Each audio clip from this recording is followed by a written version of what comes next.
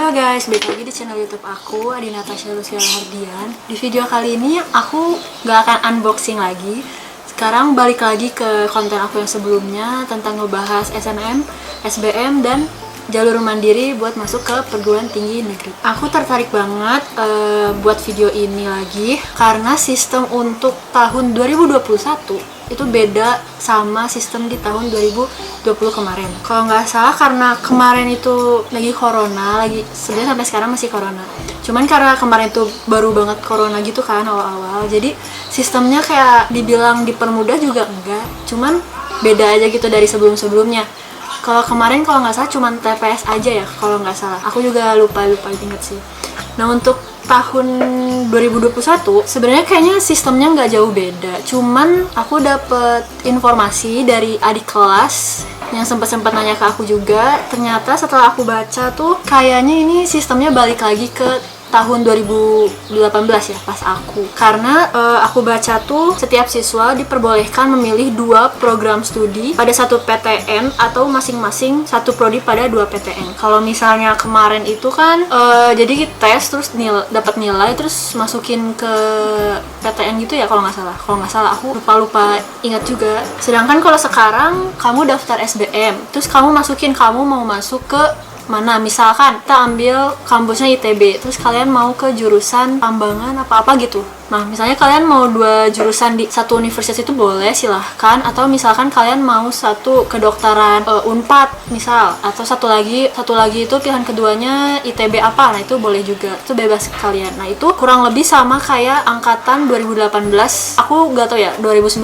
kayak gimana. Cuman kalau angkatan aku itu tiga pilihan. Jadi kayak gini juga sistemnya, cuman 3 pilihan. Kalau kalian kan sekarang 2021 cuman 2 pilihan aja. Sistem tesnya pun gak cuman TPS aja kayak tahun 2020. Aku lupa juga sih 2020 tuh TPS aja apa sama TKA. Nanti kalian boleh ngoreksi aku ya di kolom komen. Nah untuk tahun 2021 ini tetap ada TPS sama TKA. Nah untuk kalian yang mau masuk ke jurusan Saintek silahkan pilih yang TKA Saintek. Maksudnya kayak jurusan IPA ya, berarti kayak kedokteran, biologi, fisika, matematika itu kalian ngambil SBMPTN, UTBK-nya Saintek. Kalau misalnya kalian mau ke sosum kayak jurusan aku fotografi, film, hukum dan sebagainya itu kalian masuk ke sosum, UTBK sosum ambilnya. Nah, terus juga kalau misalkan kalian mau campuran, berarti kalian harus ngambil 2, TKA Saintek dan TKA sosum. Jadi kalau misalnya kalian mau campuran gitu antara Saintek dan sosum, berarti kalian tesnya itu bukan 3 kali sih, maksudnya 3 tahap gitu loh. Jadi TPS iya,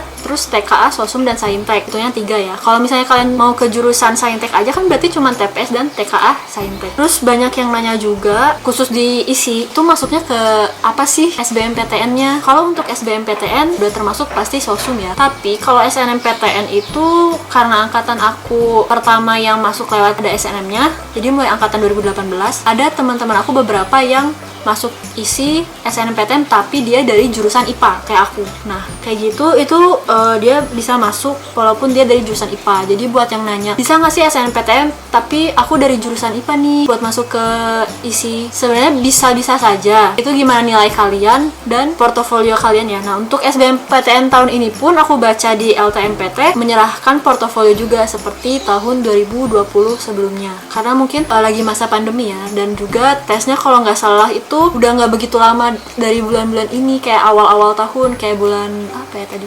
Maret April ya kalau nggak salah kayak gitu. Terus diisi pun ngebuka jalur mandiri, itu biasanya setelah SBM sih. Jadi kan SNM dulu, SBM, kemudian jalur mandiri. Udah itu tergantung isi. Kalau misalkan SBMPTN itu portofolionya itu kan ketentuannya itu dari LTMPT, dari pusat. Jadi dosen isi hanya menilainya saja. Jalur mandiri kalau tahun kemarin itu soalnya atau template dan sebagainya itu dari kampus. Jadi kalau jalur mandiri itu berpusat pada kampus. Jadi semua kampus yang buat, bukan LTMPT lagi. Terus banyak yang nanya juga, masih kamera pemula yang bagus buat pemula atau apapun. Kalau itu mungkin aku bukan menyarankan sih, itu tergantung budget kalian juga.